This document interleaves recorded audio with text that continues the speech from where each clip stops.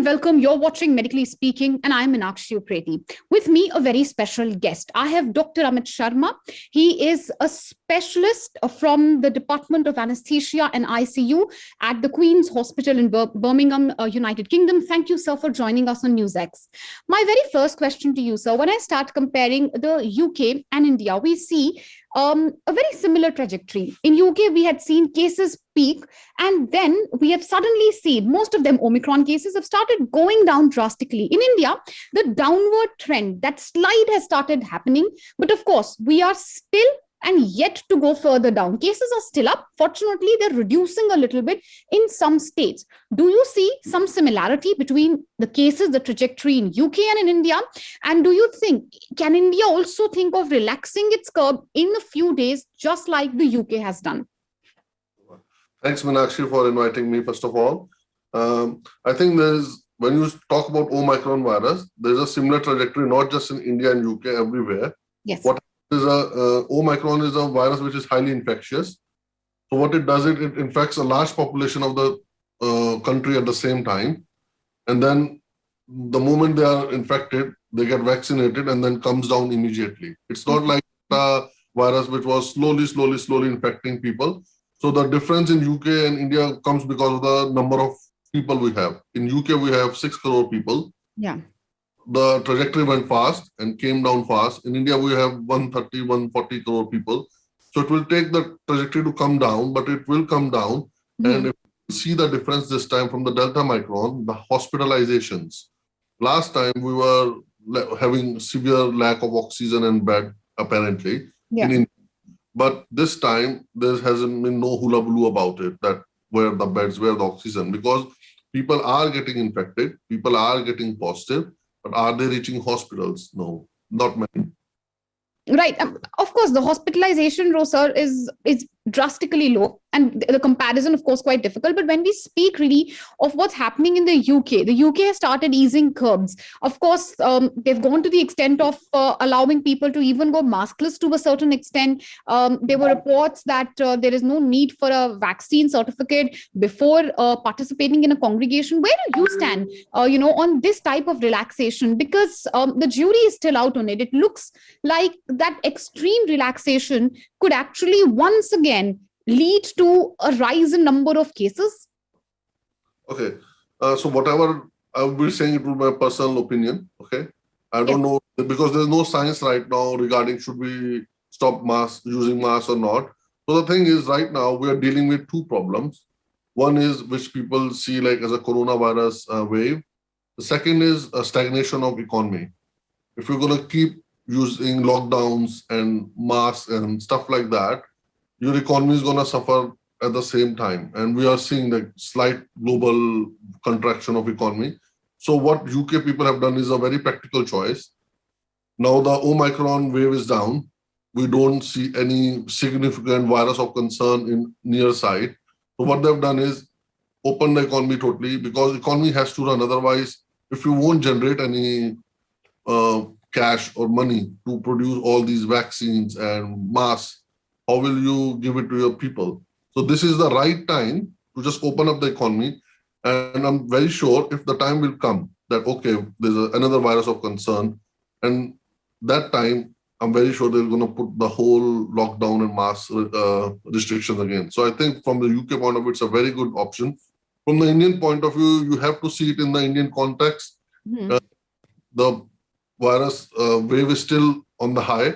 So I believe in the next 1 or 2 weeks, because India also requires its economies to be pretty solid. We are not like America that we have dollars in our banks and stuff like that.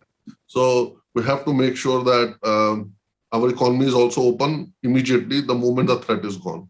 Right. You have to be dynamic with the virus situation. You cannot have solution of first wave being replicated in the third wave. They both are different. Do you think, sir, what's happening in UK as the cases plateau in India, if they do as predicted in a few weeks, can this model be replicated in India as well? That perhaps do you think the Indian government should also think of perhaps going, asking people to go maskless, even if it's confined spaces, or, not asking for vaccine certificates? Because India geographically and population wise quite different from UK. Do you think, do you see any similarities? Do you think the easing of curbs is something which India can think of as well soon? So that's a very good question, actually. So technically in UK, we are not supposed to wear masks anymore. But whenever I go to my hospital, my nurse is always saying, mask up, mask up.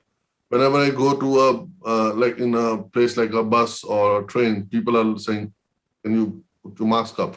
So there is a certain level of social responsibility among people that if you are roaming around alone, no need to wear mask. But if you are Okay. few people, you should wear mask. Hmm. Social responsibility can be replicated back in India when the government says no need to wear mask. You have to see one thing that in India right now, even with government saying you have to wear mask, people are still not wearing the mask. So when the government says you don't need to wear mask, what will happen then? You have to think about that. In India, if I would be making rules, I would say at least I'll keep the mask option absolutely on that. Do wear mask because anyway the acceptability of mask is very low. But yes, you have to think about this in other way as well. That in UK, But the acceptability of masks is quite low in Western world also. We're seeing anti-vaxxers more out of India than in India. But moving on, so to booster shots, UK, US, of course, many countries started already administering booster shots. In India, they're available for the elderly, for those, of course, elderly who are comorbid. As of now, it's not opened up for the entire population. Where do you stand on booster shots? Because the efficacy, as many believe, of vaccine starts to wane in a few months. yes. So as you can see, the difference between the Delta wave and the Omicron wave is roughly 6 months. And the time when the vaccine's efficacy starts going down. So the moment there was this threat of Omicron in UK, everybody in UK was given booster dose, whosoever was eligible above the age of 18, and I think it's above 12 now. So there was a mass vaccination in like next 2-3 weeks, everybody was vaccinated. So it was a very good decision to give vaccination in UK, the booster doses. And I think when we are giving booster doses in India, that's a good option because that's the way you're gonna save your frontline workers and the people who are exactly at risk, the elderlies above 60 years old. So booster dose is a must. And even in the future waves, I'm very sure there would be future waves, like at least 1 or 2 more. I don't see this pandemic going down immediately. There would be future waves, and I think in future we might have to, in UK, we have flu vaccine booster every year. So Corona also will go down the same line, booster dose every year. Right. So booster dose is something which Indian government should also think of. My last question before I let you go, sir. According to studies in the UK, 2/3 of those who had been affected with Omicron had earlier been infected with the Delta variant also. What has been your experience like in the United Kingdom? Are you seeing many patients of yours who had earlier perhaps been affected with the Delta variant? What really is the ability of Omicron to break the efficacy which the previous infection provides us, sir? So, like humans, we always try to evolve and try to continue our legacy. Viruses to do the same. They try to infect as many people as possible, and in this way, they acquire some mutations. So, when the Delta virus was there, it had a mutation which would kill the organism, kill the human, but it will not transmit as high as this Omicron virus. So the Omicron virus had that mutation so that even those people who had the Delta virus, it could infect those people. And I know at least 20-30 people who are around me, who have seen in my hospital, in my family, everywhere, who had Delta virus, and then they were infected by Omicron virus as well. Mutation has helped Omicron breach the defenses of Delta virus. And mutations will keep coming, and hopefully the normal life cycle of viruses, the pathogenicity goes down. It starts killing a lot less. It becomes bit more milder. Hopefully the future waves will be milder, but again, it's the world of social media. Whenever there's one case of a serious virus anywhere, there's a fear all across the globe. Oh my God. Yesterday I was reading this news about there's a new cow virus which is still in animals, hasn't crossed to humans, but the WhatsApp WhatsApp of that news clip was being circulated now. New COV is coming. It's still in animals. It still hasn't come. It's a non-peer reviewed study, but yep. Well, yes, as far as NeoCov is concerned, that study, considering it's by Wuhan scientists, itself needs to be peer reviewed. But yes, it's not the time to panic. That really is the message coming from the doctor on our show. Far as UK is concerned, hopefully, sir, I hope your words are right. Mutations will keep coming. We need to start to learn to live with the virus. Perhaps we will see cases decline. And of course, restrictions also ease as far as India is concerned. For now, thank you for joining us on NewsX.